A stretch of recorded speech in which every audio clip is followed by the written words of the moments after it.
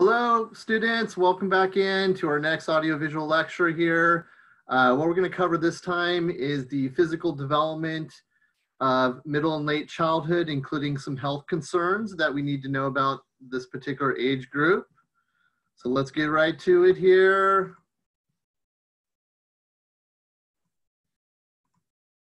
Okay, so let's look at the physical development of middle and late childhood. Just to kind of remind you, our age frame here is about 7 to 11 years of age. Okay, so 7 to 11 is kind of what we're looking at. In other words, kind of like elementary school leading up to puberty and middle school. Okay, so let's look at some of our highlights here. We're going to find that the growth rates start to slow down. So in general, the physical development is at a slower pace than our previous stages that we've covered. However, they're still showing consistent growth patterns. So most children during this time will grow about 2 to 3 inches per year and gain about 5 to 7 pounds per year. So that shows they're still developing, they're still growing, but nothing like we saw in infancy, if you guys remember that previous lecture. The head definitely becomes more proportioned. So we've talked about this before. Now we're really starting to see things sort of catch up to a certain extent. However, the hands and feet are growing more slowly than the limbs. And so this gives this really lanky appearance that elementary kids are famous for. So if you think of your typical elementary school age child, they appear to be like all arms and legs, very lanky and very long. So it shows that the proportions are not quite there yet, but certainly are catching up.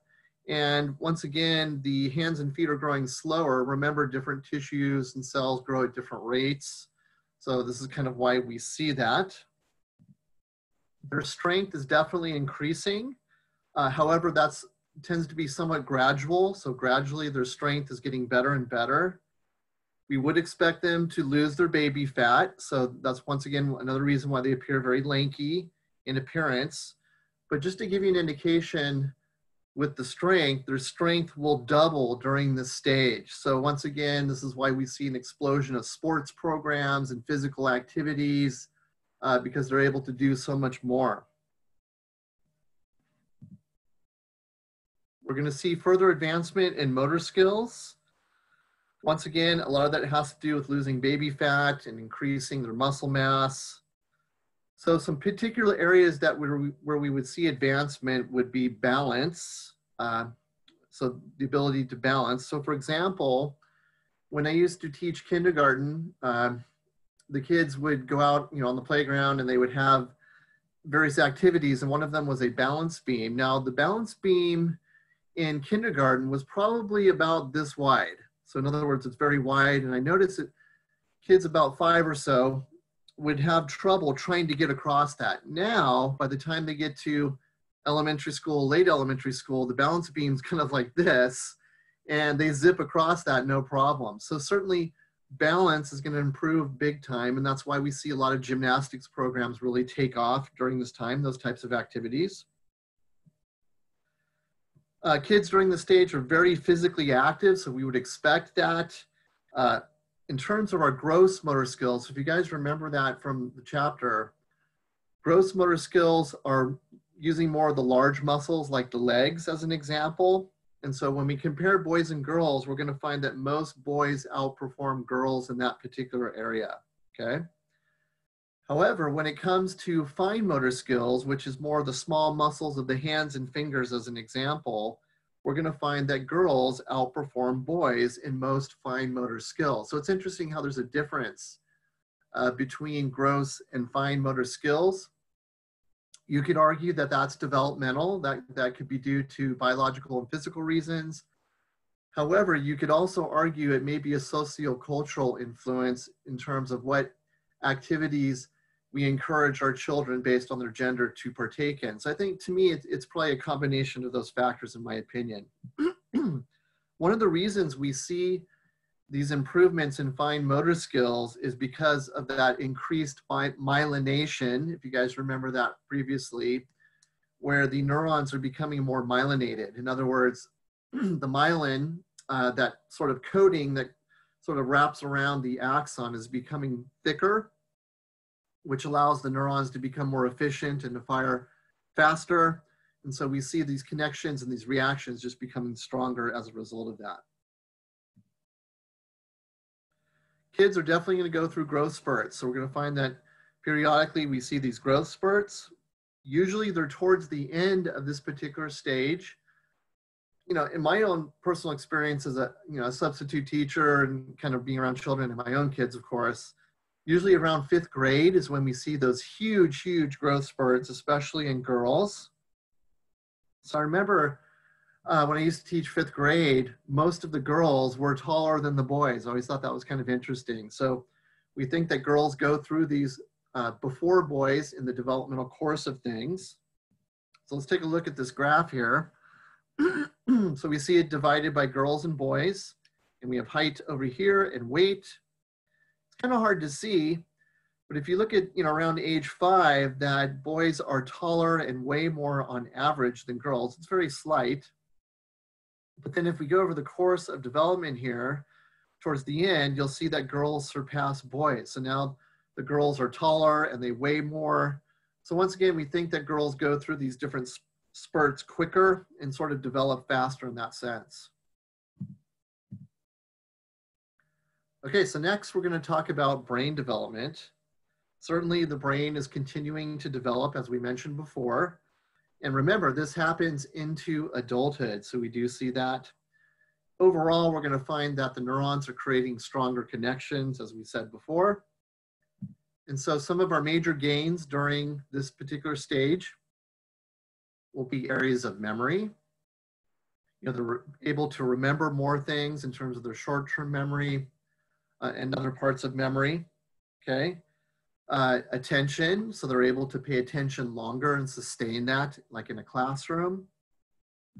Decision-making, so remember the part of the brain responsible for that in the frontal lobe develops. And then problem solving, so they become better problem solvers.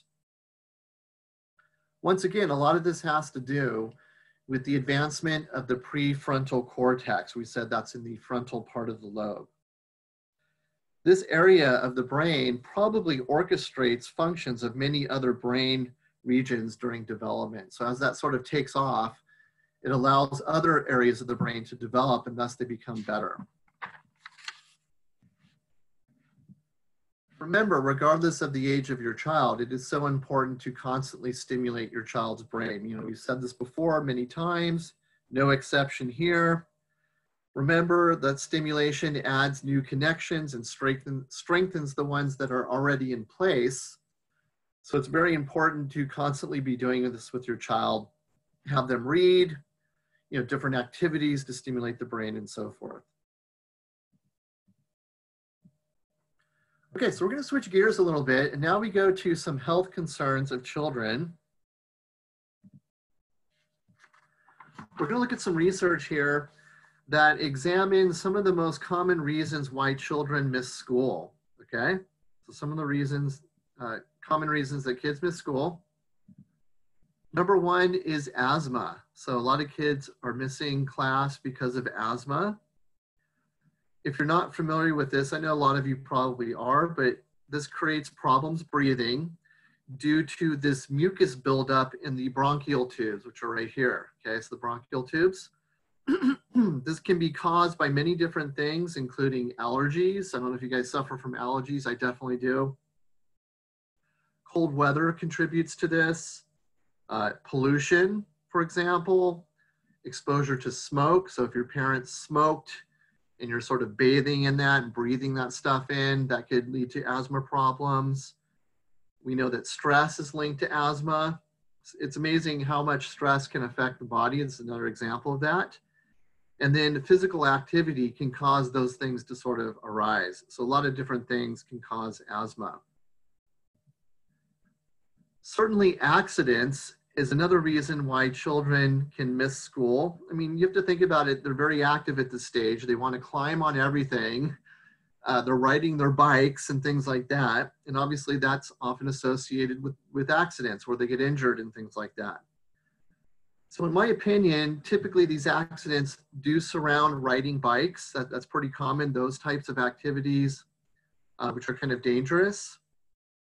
So thus, it's very important to teach your child when they start riding their bike these safety rules and guidelines. So as a parent, I would recommend sitting down with your child and establishing rules and telling them what's safe to do, what's not safe to do, wearing their helmet, of course, which is required by law. So in other words, you want to make sure that they understand the different rules and what's expected of them and how to stay out of trouble so we could prevent some of these injuries. Because obviously, as a parent, you always kind of worry that, oh my gosh, they're going to fall off or they're going to get hit by a car or something. So you got to just be really careful and make sure that they understand the risks and how to be careful. Okay, so speaking of activities, we're going to transition into exercise here. It turns out that a lot of our kids in our country here in the United States are simply not getting enough exercise. So research has confirmed that kids are not getting the required amount of exercise. Remember, we generally would say it's about 3 hours per day. We would expect children to be active, so you want to make sure you get them outside, get them off those devices and screen time and that kind of stuff. You want to make sure that they're outside playing, burning calories and so forth, because there are so many benefits, not just physical, to exercising.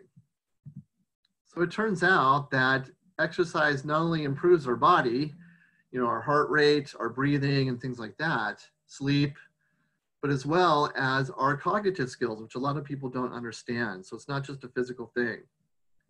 Research has shown that exercise, appropriate exercise in children improves different areas such as attention, which is good for school, memory, once again, very school-based sort of activity or ability. It's been shown to boost creativity of all things. Of course, academic success, as you would expect. So we really think that exercise improves the functioning of the neurons. It helps to improve the modulation of our neural circuits in the brain. So that is impressive stuff. That's interesting. So parents in schools often influence exercise level. I totally agree with that. You have to kind of realize that children, as we discussed before with Bandura, often model their parents' behavior. So if we have a parent that's always on the couch on their cell phone and they're not active and doing things, kids often see that and learn that almost as a normal thing. So you have to be careful with that. You want to make sure you're encouraging them to not only with your words to go out and play and be active, but showing them yourself, hey, let's go for a walk. Daddy's going to work out. Maybe you should do it with me too, that kind of stuff. In other words, we have found that parents and the school system as well are huge, powerful influences in influencing children to whether they exercise or not. So you want to be a good role model. You don't want to just tell them to exercise. You want to show them that not only is it important to do, but I do it myself, and therefore you should be doing it too. So that's very important. Okay, so now we go to another really relatable area. As you guys know that, we have iPads, we have cell phones, we have the internet, smart TVs, everything. Kids are really becoming addicted to screen time, and there's some problems with that. We're going to talk about that. But in this study that we're going to look at, this research finding, screen time is linked with lower activity levels, as you would imagine. So it makes sense. The more time they're on their devices, it's the less time they're out playing or doing different physical activities, which we said are so beneficial and important to children. So as a parent, one of the things I do is I limit the screen time of my kids to an hour a day. On school nights, I would say it's half an hour. That's just my sort of opinion and the way I handle it. But you want to limit that because obviously it's very easy to spend hours, on your phone or doing whatever you're doing. You want to make sure as a parent that you're balancing that with physical activity and homework, nutrition, and so forth. You want to make sure that they're not just spending a lot of time playing video games or surfing the net or whatever they do on their devices.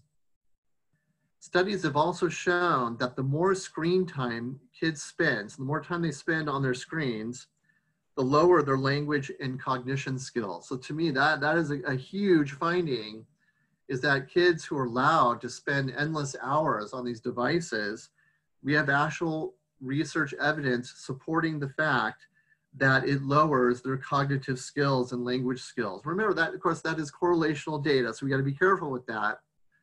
But we're seeing this trend or pattern where it's starting to leak into their academics or their language skills, for example. And obviously we don't want that, because as a parent, you want your child to be as successful as possible, you know, to be able to get a job, to be able to communicate effectively with people, and to be able to read and write, and that, you know, all that stuff that you would expect.